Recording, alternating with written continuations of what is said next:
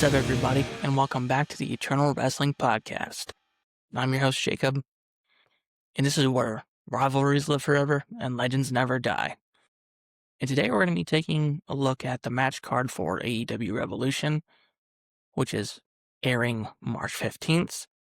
We're going to kind of break down the matches and throw down some predictions of what could happen. Who knows? 0 hour the pre-show, they got Boom and Doom against the Infantry here. It's the Boom chocolate chip cookie guy. I am not familiar with his name. This just seems like a silly match thrown together.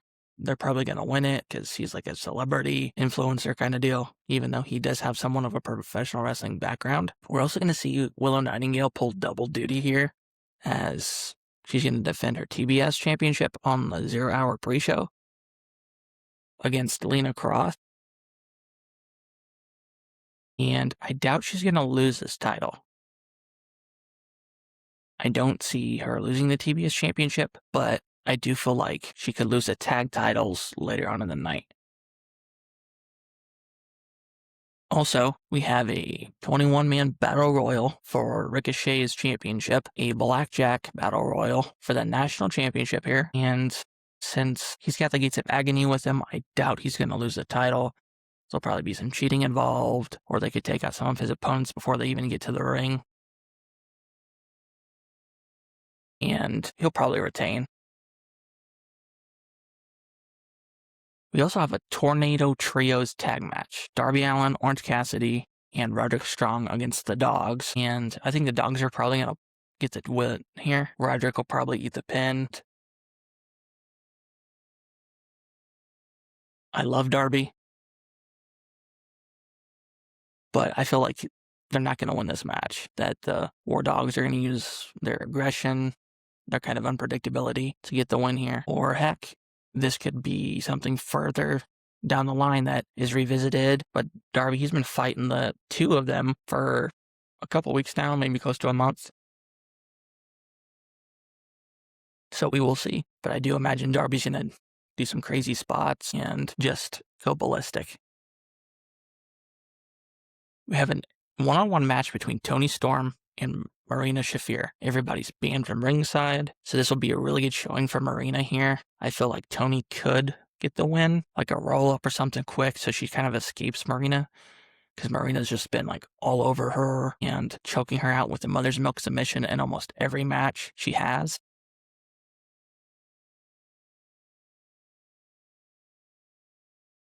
And then we got Big Bad Brody King going against Swerve Strickland, and this isn't really for anything other than who's the most dangerous in AEW, and I don't know who's going to win this. It's going to be a really good one, and I'm very glad to see Brody getting that singles push. He had a world title match, and he's just kind of been very dominant here lately, and he was a tag team champion not that long ago, it feels like, so I'd love to see Brody get the win.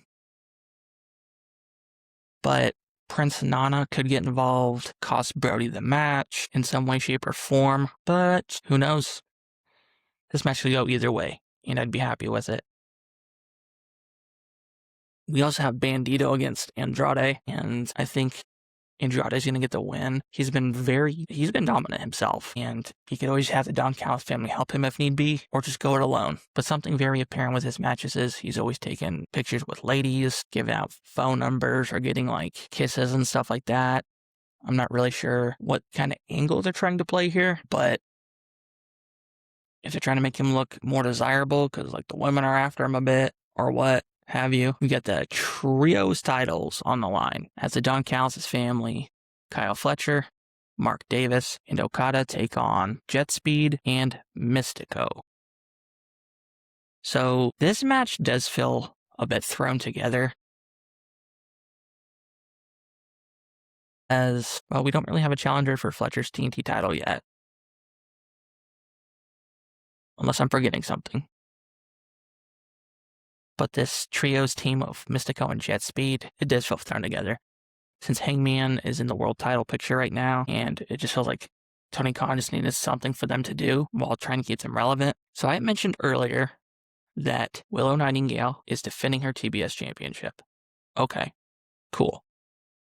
But her and Harley Cameron are defending their tag team titles as well against Selena Cross and Megan Bayne. And Megan Bayne has been on this tag team title hunt for a while now. And with that being said, since she's been on the hunt, Penelope Ford was not injured, then she's injured, she was healthy, and now I guess she's injured again. Stuff happens. This is not ballet, as they say. So I just really think that Megan Bayne and Lena Cross are going to get the tag team titles here. Megan Bayne, she's just a powerhouse of a woman, and I just feel like she deserves it. Just something to help elevate her as she progresses through, and her Lena Cross could be just like this big dominant powerhouse tag team.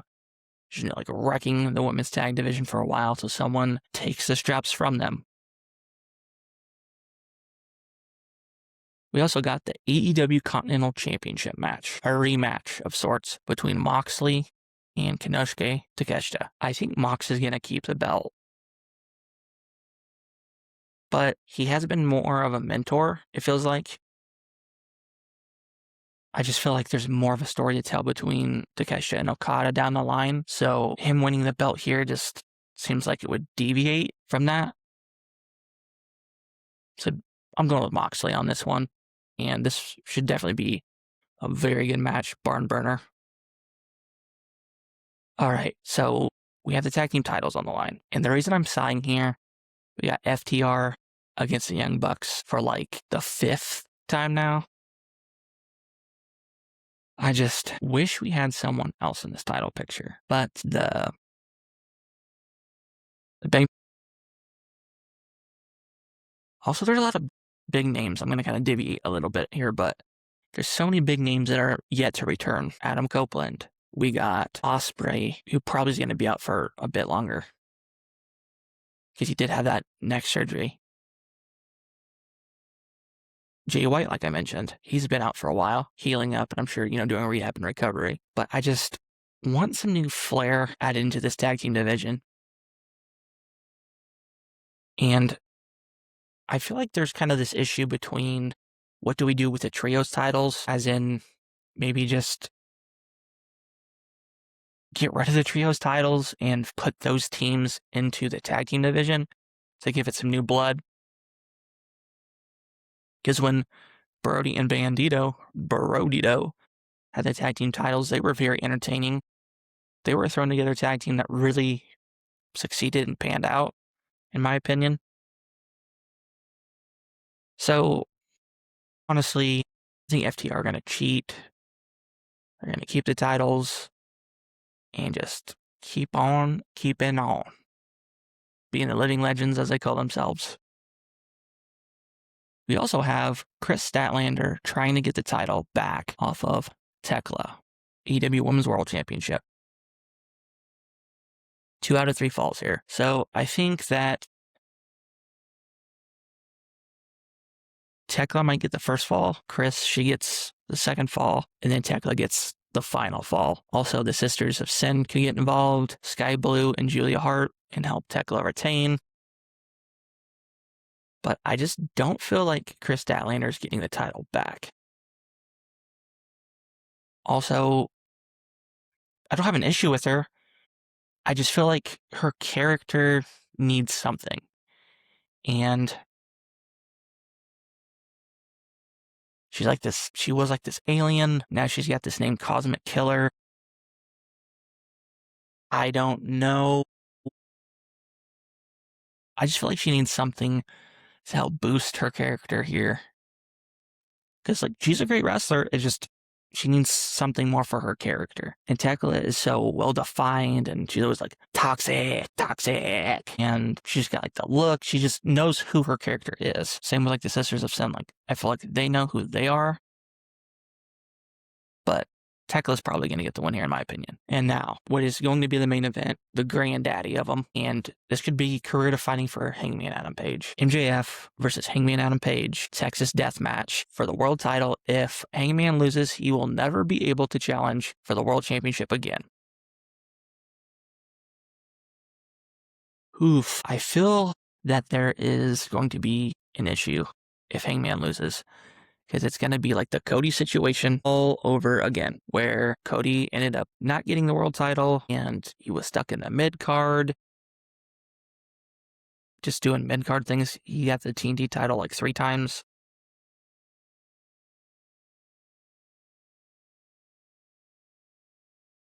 It's very hard to come up with a prediction on this one. I like both guys. I feel like MJF, whenever he leaves and comes back, he's more better and better. And he's been doing a lot more interviews, getting a bit more personal with some things. And with that being said, he's really looking like the face of the company, and he's representing himself that way. He's conducting business that way. And with Hangman, if he doesn't get the title here, I mean, there's so many titles that he could go for moving forward, yet this second world championship title reign just felt like the rug was pulled out from underneath of him because Hook cost him the belt. He had the match won against Samoa Joe in that cage. I just want to see Hangman win so he's not pigeonholed within like that mid-card title range. I'm sure he's always going to be like a main event talent, but you don't want to pigeonhole somebody. It's going to cause booking issues. But I mean, that can always be like retconned later if you were to lose. Because if he were to lose this match, then it's going to make MJF look really good. It can make him look like a total badass. And I mean, MJF being that scumbag, he could always hire somebody to come help him win since there's a no DQ pretty much stipulation. I would just feel really bad for Hangman.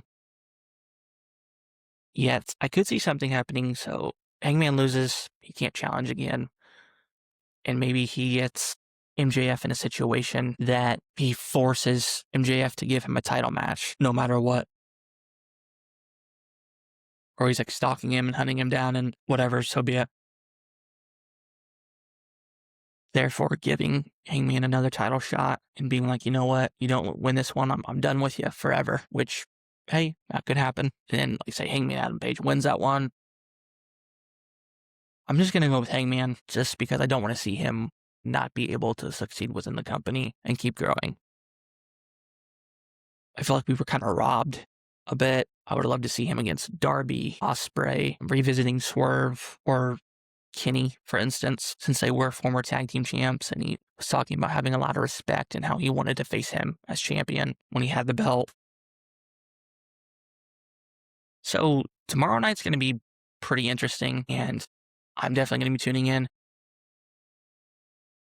Let me know your thoughts. Who do you think's going to walk out as champion? Who do you think's going to make their grand return at Revolution? And if you haven't yet, like, comment, and subscribe, as we're going to be going through reviews more, and we got our Fantasy Booking Series Reckoning going right now. March 28th is the pay-per-view for that, Ground Zero.